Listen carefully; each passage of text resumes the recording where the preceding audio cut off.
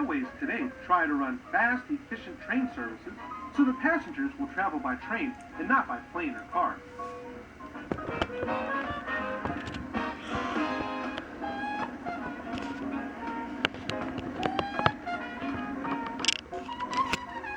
Trains travel faster than ever before.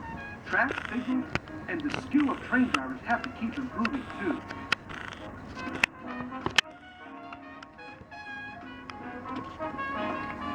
The new railroads of today are centrally controlled using computers and the latest electronic communication.